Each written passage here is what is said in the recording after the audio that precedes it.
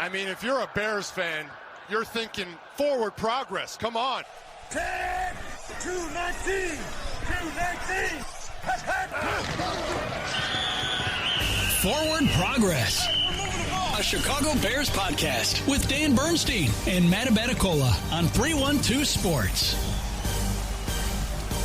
We give you Forward Progress here on 312 Sports. Bernstein, Abaticola talking all things Chicago Bears as they get ready for the biggest game we have had around here in a long, long time.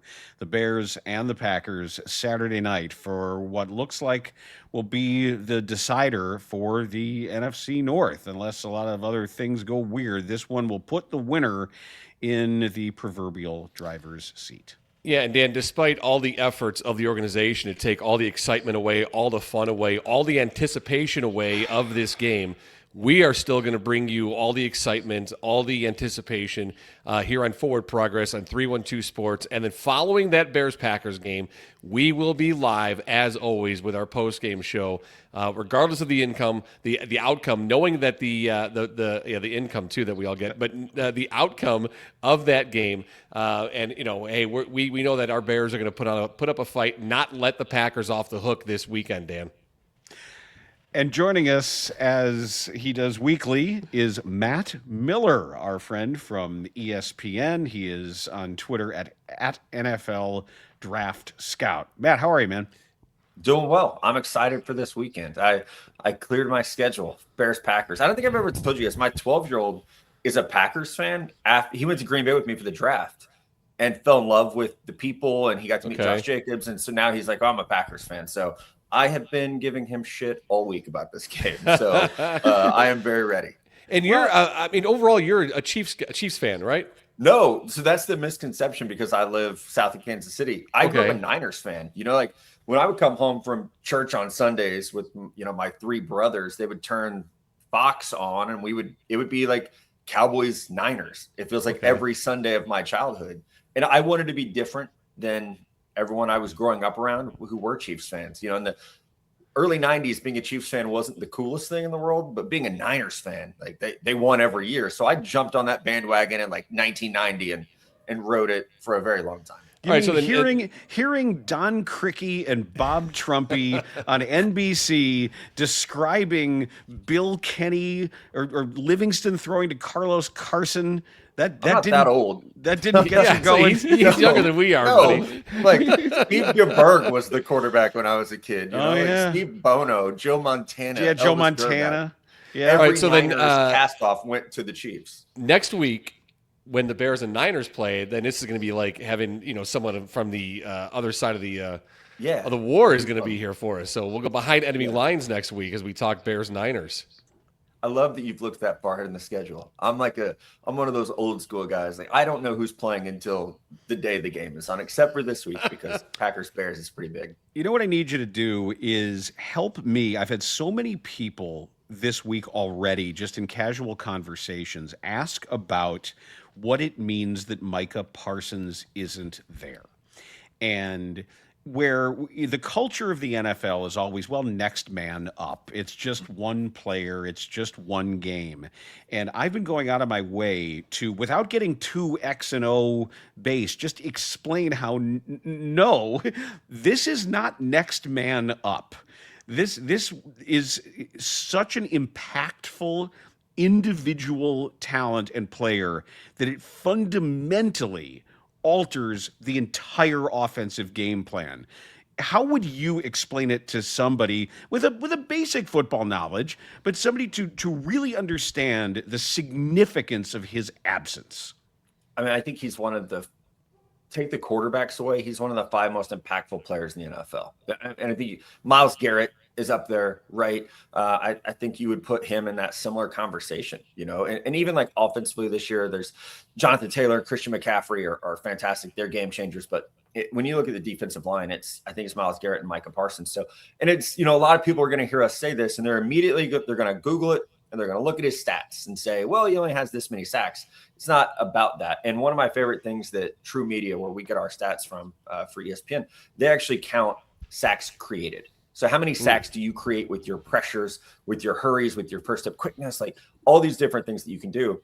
And that's where he excels in so many ways. It's not just his sacks and his pressures, but it's what he allows the people around him to do. It's what Rashawn Gary can do. It's what Lucas Van Ness can do. It's that total package of the way he changes how an offense has to account for him. You're lining up every play and saying, okay, where is he?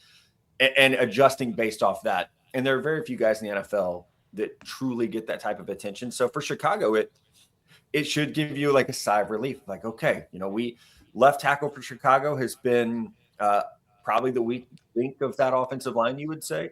So to know that, okay, we can, do more of a true 5-on-4 protection instead of, okay, we got to double that guy. And now we've got to worry about Rashawn Gary over here. It allows you to spread your protection so much better.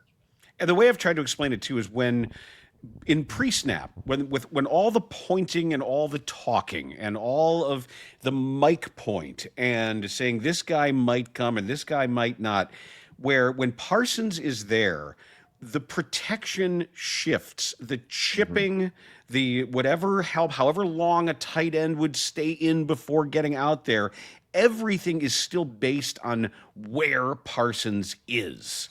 And when it's not, it automatically just takes so much stress off of an offensive line and the communication that is going to be necessary, whether or not they kill a play or can a play to the second option.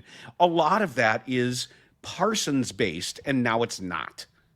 Absolutely. And he's so versatile that it's not one of those situations where Caleb gets to the line of scrimmage, points at Micah Parsons, like, okay, one's right there.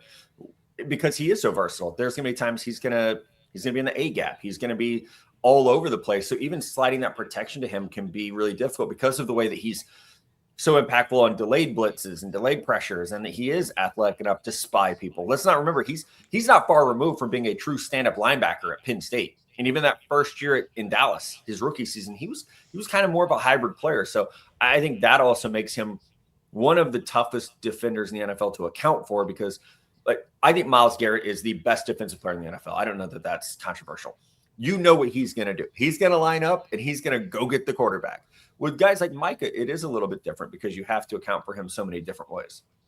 Yeah, it's interesting looking at the Packers last year, the Packers with Micah Parsons this year. They blitz more this year with Micah Parsons, and then you have that ability with his athleticism, like you mentioned, being a stand-up linebacker. He can drop back into coverage, and they do that a lot. So it's not only just, okay, we have to account for him to not get out our quarterback, but you have to scheme different ways to see where he's going to be, when he's going to drop in, when he's going to come in. So it's really interesting. And looking at the Bears and Packers game 2 games ago, and then looking forward to Saturday night, what did you see in that first game that the Bears did well that could translate again into Saturday night?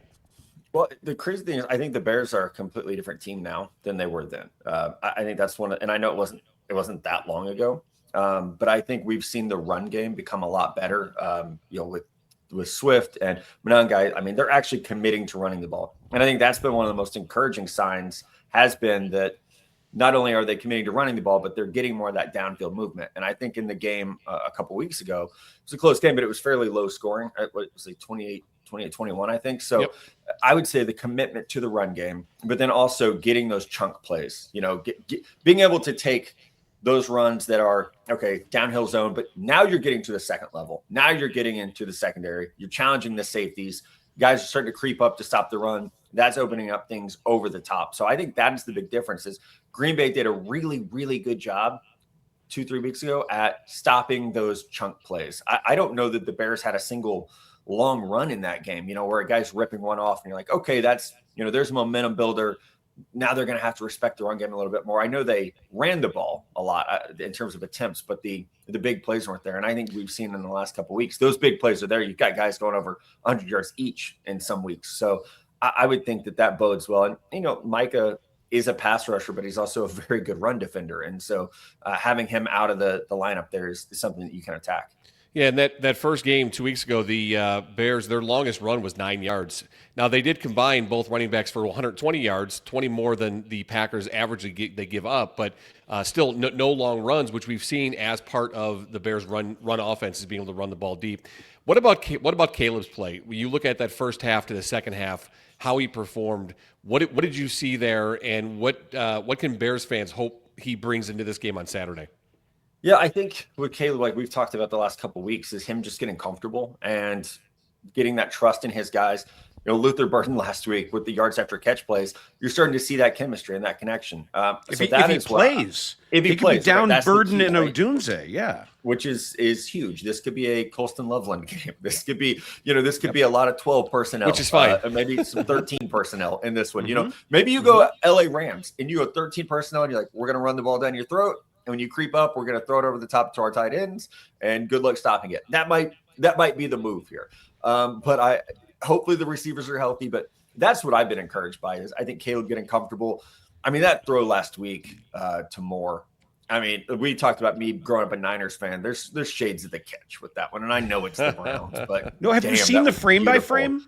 Yeah, it's crazy. It's incredible. It's incredible because when someone was like, "Oh, that was like the catch," and I was like, Don't bring that around here. That's one of the most iconic plays in NFL history. And then I saw the frame by frame. It was like, oh, that you know what's really interesting, Matt? I've seen that replay multiple times, and it wasn't until like the fifth or sixth time watching it that ball got tipped, which I didn't realize. So I didn't even realize that. Mm-hmm. Yeah, it was tipped, and it wasn't until like a close up slow motion that I saw the first defender got his fingertips up and it fluttered the ball. So the fact that it still made it there and that DJ was able to stay in the action and catch the ball was really remarkable. It didn't just flutter it; it slowed it down slightly.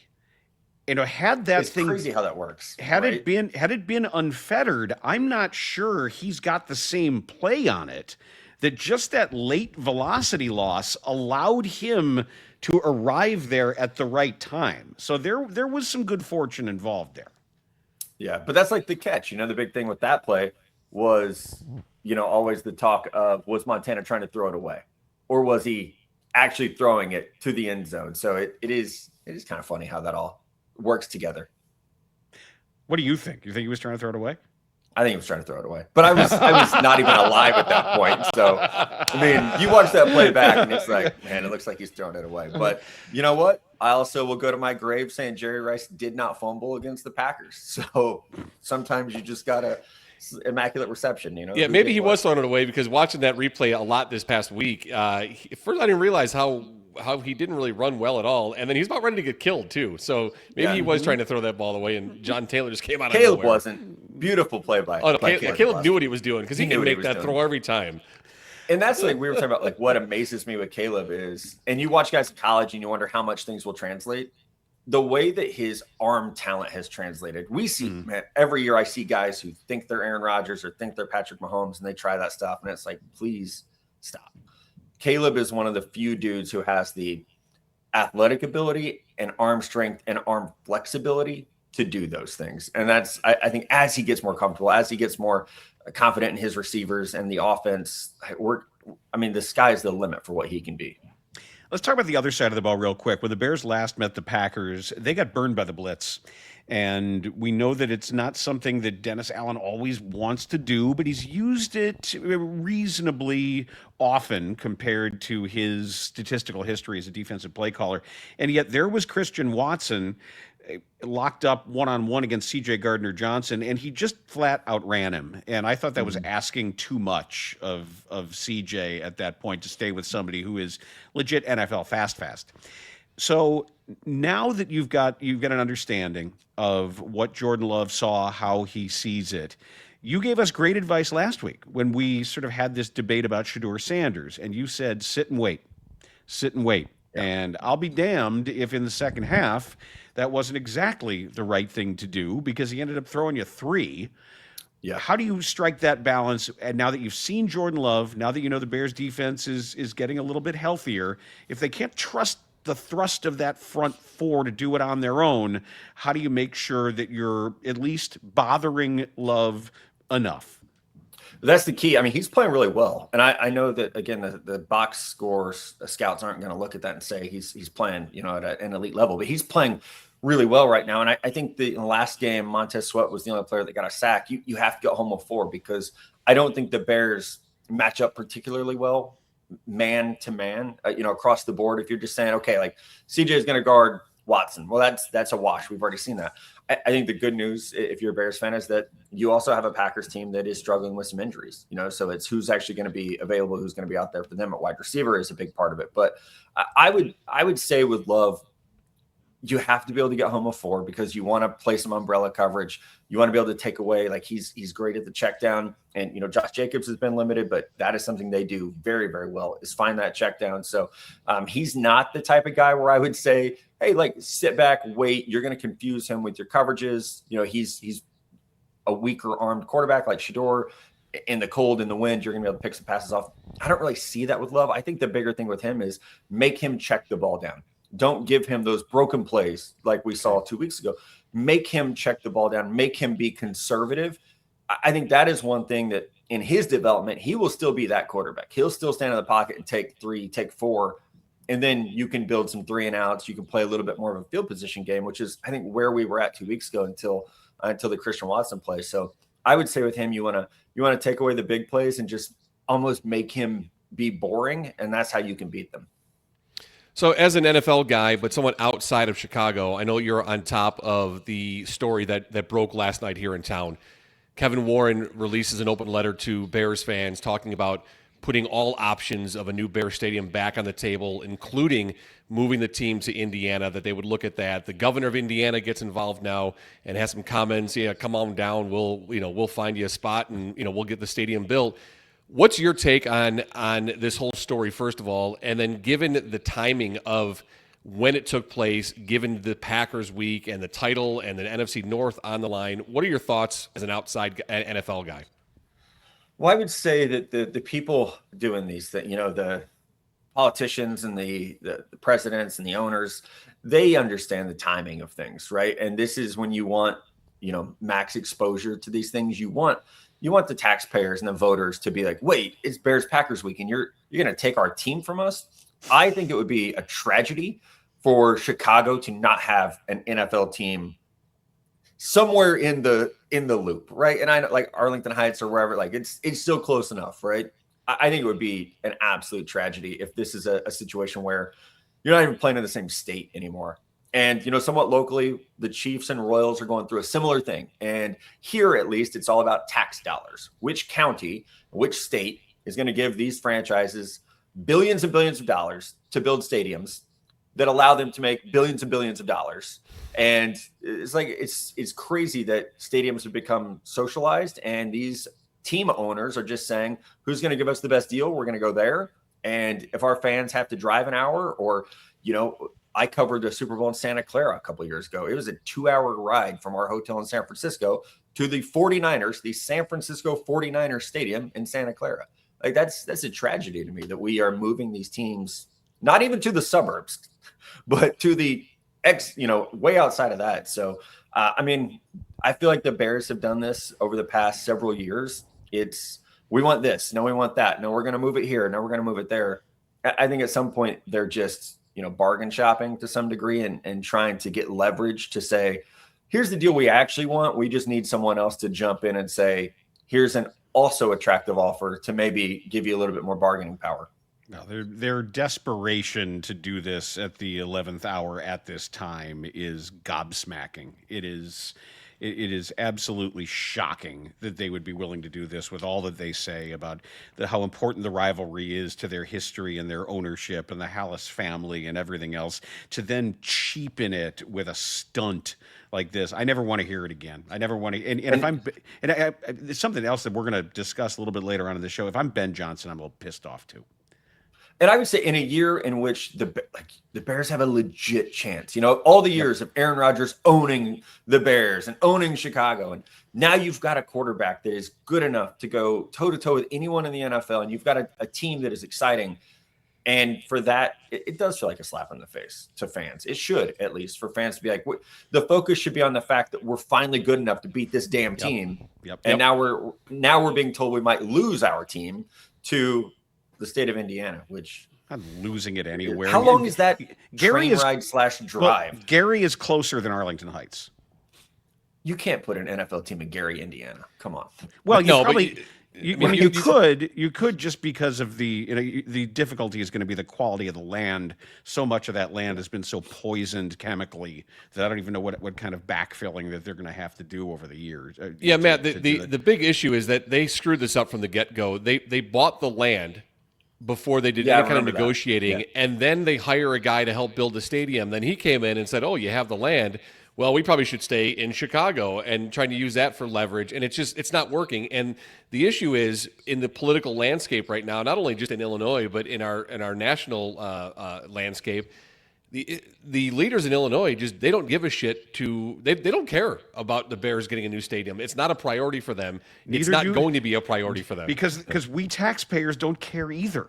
We need better roads and education and health care. So and especially with federal dollars shrinking for all of these nefarious reasons, and states are having to step in and take care of some of the neediest people, that the Bears can get in the back of the line.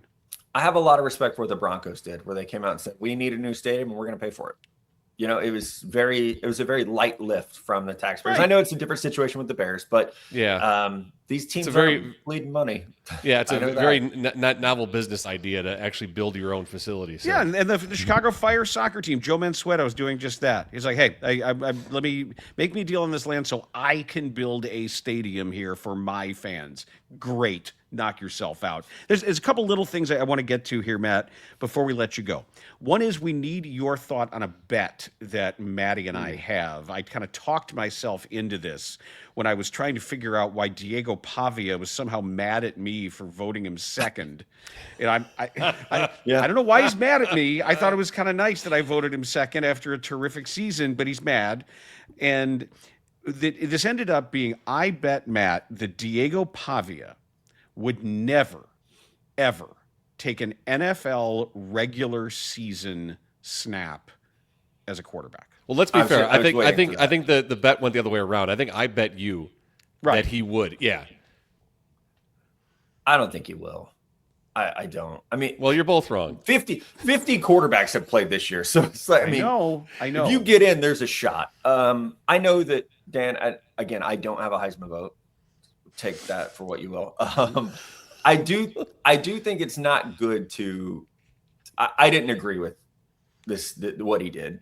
I haven't agreed with a lot of the things that he's done. A moron. And I had someone ask me last night. They said, "Well, it's just like Johnny Manziel," and I said, "Guys, Johnny was 19 and charming. Diego Pavia is 25. That was the difference, though. Johnny Manziel was there amid all of the behaviors. He was fun and kind of upbeat, and he overplayed it. But Pavia is just kind of a lowlife compared to Johnny Manziel. He's just gross. Like the chip is so big, and I love quarterbacks with a chip on their shoulder. Mm-hmm. You have to have that, but the chip is so big that and we've seen this before with guys where the chip becomes so big that it becomes all you are. And so you almost have to recalibrate and say, like, okay, what got me here? What got me here was that drive to prove people wrong. Now that you've proven people wrong, finishing second in the Heisman is a pretty damn good honor. Yes. But I still think that chip exists where you're like, "Oh, no, I should have been first." It's like, second out of 5,000 college football players is pretty good. It's still good. But I'll tell you, I deal with this all the time. If I rank Jeremiah Love as my top player, Ohio State fans want to know, why isn't it Caleb Downs? It's like, guys, he's second out of about 1,300 players I have to watch. Second is good. Second's okay. Right. All right. So, Maddie, we'll include you in that bet because the bet's for dinner. So if he never takes an NFL snap when you're in town, the three of us will have dinner. I mean, how many years? Either I'm paying or Dan's paying. So however many it takes. However many it takes. It's a long play. Now, last thing I have for you, we had some people note that the books behind you, all of the Stephen King titles. Yeah. And I myself am a huge Stephen King fan, despite the fact that I've got a Dean Koontz book right about there. Yeah. The L. Ron Hubbard too. Where's that? Yes, and my copy of Dianetics is also there. But I think I'm an enormous Stephen King fan as well. And we were talking about the death of Rob Reiner, and the murder of Rob Reiner, and just how important he has been in the film history of Stephen King's works. That in any way you want to rank the top Stephen King adaptations, that I think that people believe that probably Shawshank Redemption and The Shining cinematically are probably the two towering achievements, but I would have Misery and Stand By Me in some order there next on my list of these two incredibly different movies and in stories, tonally completely different, and yet Rob Reiner was able to capture the essence of both of those movies in wonderful ways. As much as you're into the books, how do you feel about that and sort of what the cinematic catalog of King's work has been? Yeah, so someone like I'm a Stephen King nerd. Like I have a whole tattoo sleeve of Stephen King books. It's ridiculous. Oh wow. So I feel like there are very few people that do King well. Rob Reiner, Frank Darabont, and now Mike Flanagan are like the only people where you see them, they're going to do King, and it's like, yes, that is it. I actually don't like The Shining very much as a film, as it is an adaptation of the book. King I like it as either. a movie. Like as a movie, it's like, yeah, that's great. Just forget that you've ever read the book. Is kind of the way to do that. So I always say Shawshank is my favorite movie of all time. Misery is one of the hardest movies for me to watch, but I love it. And it is terrifying. I think especially for any of us that work in a front facing job, the idea of the very loyal fan, tying you up and doing terrible things to you is high on our list of fears. And having to literally, how about having to write for your life? Yeah. How about being which, spoiler alert, do a whole nother podcast about this. But literally banging on those keys to save your life. Yeah. I would put Stand By Me up there as well. And again, I have two older brothers. They're the ones that introduced me to Stephen King movies before I was old enough to read his books. Sure. And Stand By Me was like a favorite in our house because it is such a coming of age story, and it's, dealing with trauma and dealing with bullies and, just growing up basically. So it would be up there for me. It's funny, as someone I love horror movies and books. My favorite Stephen King movies are not the scary ones. It's not it's not, it's more of the storytelling, like Shawshank or Stand By Me, The Green Mile. I think those are all fantastic. My personal, not favorite, but I would say on my list that is higher than that of most people, that and it still holds up as just a really well-made movie, is Christine. And if you haven't seen it in a long time, it's you're not talking about name actors, but on much, much, much less of a budget of kind of what might be even considered a B movie. It's excellent. I haven't seen it in a while. I need to, but yeah, it's been a long time too. Yeah. Once I get some downtime. Two things, a couple things about Stephen King. First of all, have you ever seen the mashup where they take the Shining trailer and make it into a rom-com? Yes, which is great. One of the funniest things I've ever seen.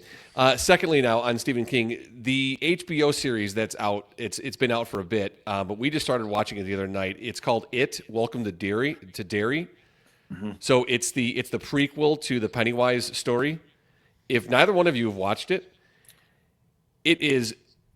first of all, it's great, but it's terrifying. It's absolutely I'm aware mind-numbing terrifying. People know that I'm a nerd, and so I'm aware of it, but I haven't had enough focused time to sit down and spend the time that it needs, right? I feel like every time if I sit down at night, I'm distracted by my phone or something's going on. So I need to turn my phone off. And if you get a chance to dedicate some time for it, I'm telling you, you're going to enjoy it. We're 3 episodes in, and I had a nightmare the other night because of it. Oh, wow. I literally woke up middle of the night because I was dreaming about that movie. So or the show. So it's really good. All right, let's get to real quick before I let you go with some college football stuff. Tell us what's out there right now, college football wise, that people can consume from you. And then looking at this weekend, what's your main focus for this weekend? Yeah, so I just put an article out this week, and it is basically going team by team, Hoosiers all the way to the Dukes that are in the CFP, and looking at who their draft prospects are. So if you're watching games over the next week, college football playoff games with an eye toward the draft, this will kind of be your watch list of whom to watch. So Alabama, Oklahoma is, I think, the big game this weekend. A&M Miami, you'll have a couple first-round pass rushers in that one. I kind of want to watch Oregon JMU just to see how bad it is, like just to see, just to see like what happens. Bad. I'll also be watching Bears Packers at that time. So it's they knew what they were doing with the seeding of this weekend. But this is, it's a draft class that lacks that star power of a player at a premium position that we've talked about for 3 years. It is a really good draft class for trench play, wide receivers, safeties, linebackers. It is a good draft to build in the middle through. So that article is free on ESPN. People can check it out and print it or whatever people do in this day and age, and kind of keep it as a resource for the weekend.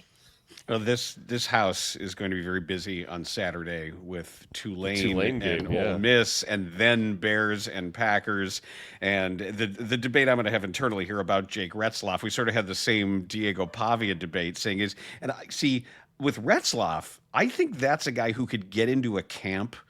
And I think so, and be difficult.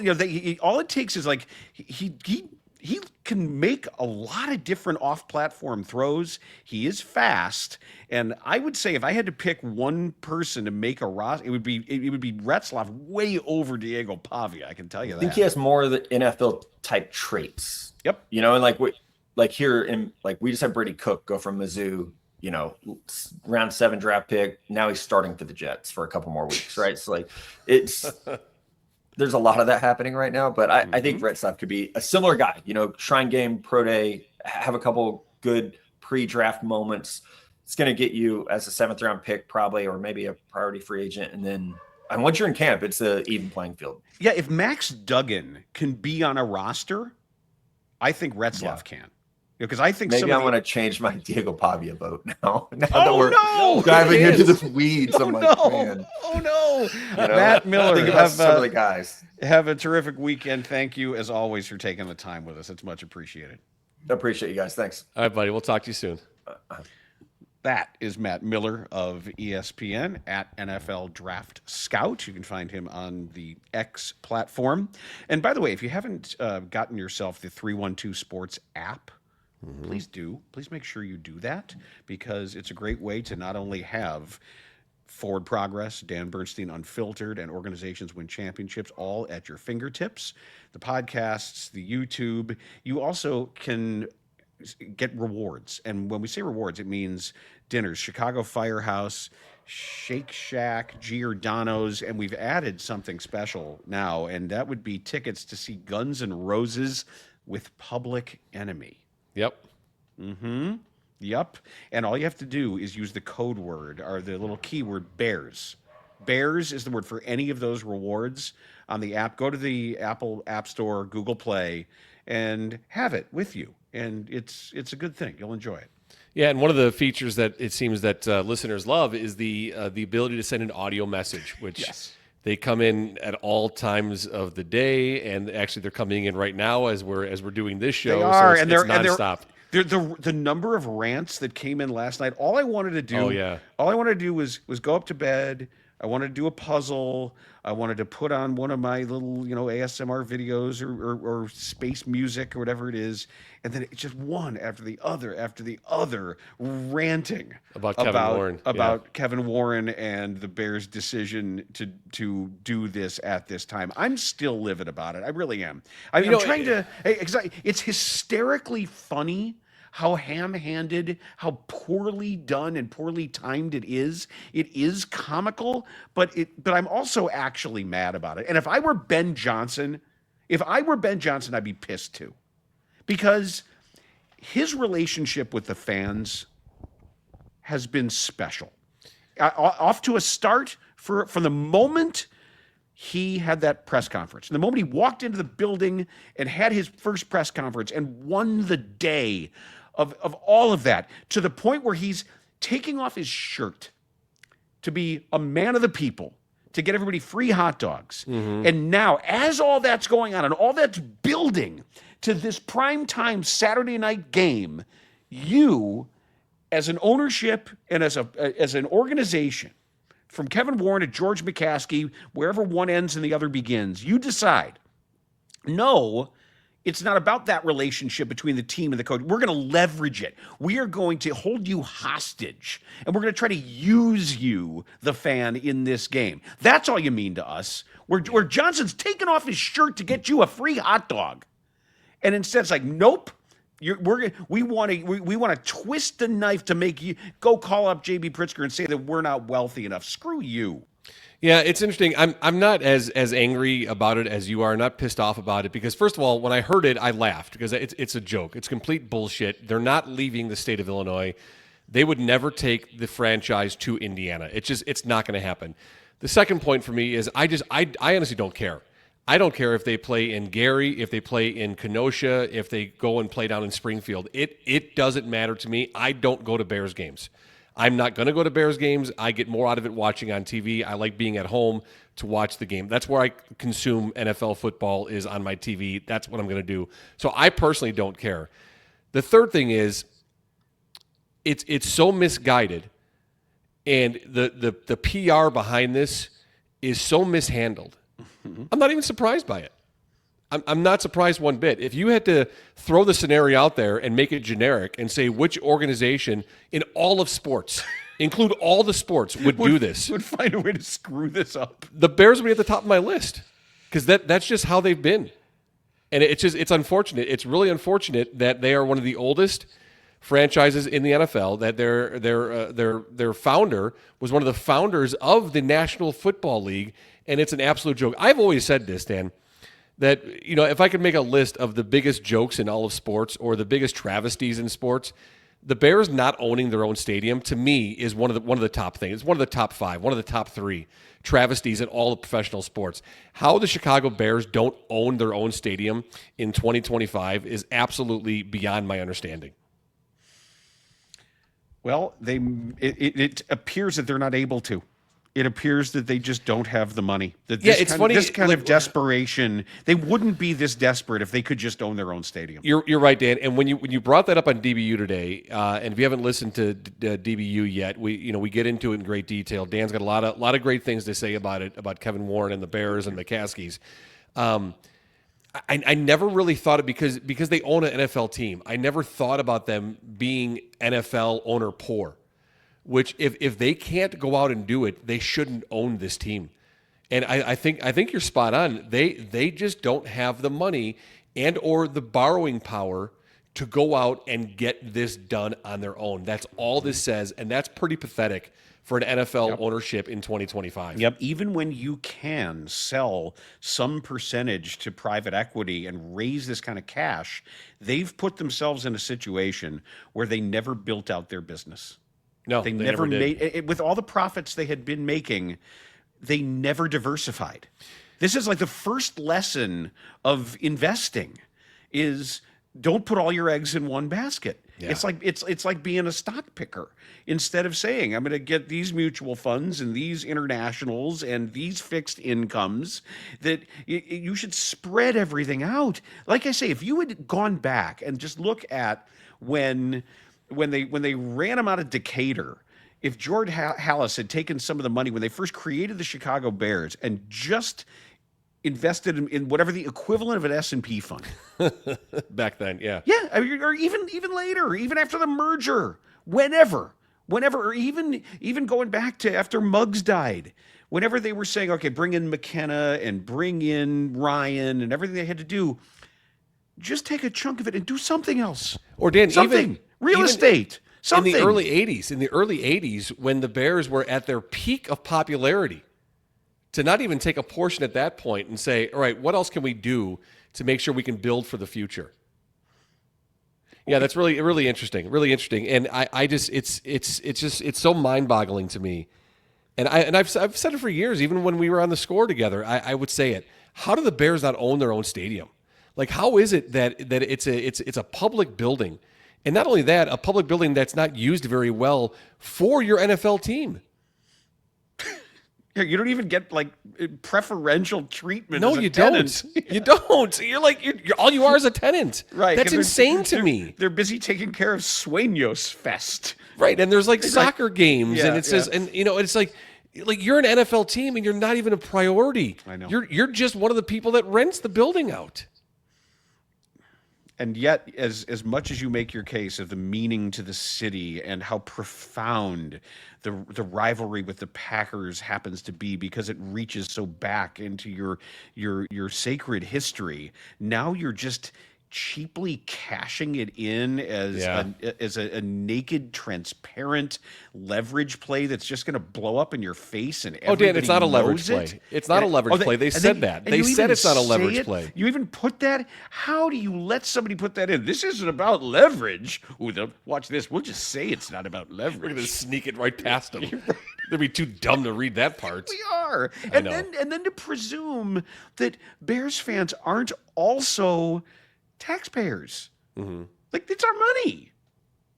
This is and you're taking my fandom and our fandom and you're trying to extort money because no. Yeah, Dan, and then but just the timing of it, not only that, but on top of the economic hardship that people in Illinois are facing, just living, just getting by day to day, and you're going to do this right now?